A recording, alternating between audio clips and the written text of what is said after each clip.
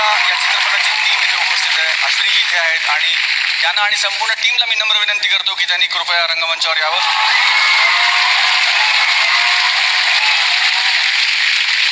मी अश्विनीजींना विनंती करतो की आम्हाला या चित्रपटाबद्दल काहीतरी सांगावं. आपण मुलांना वाढवताना काही टेक्स्टबुक नसतं कसं मुलांना वाढवावं.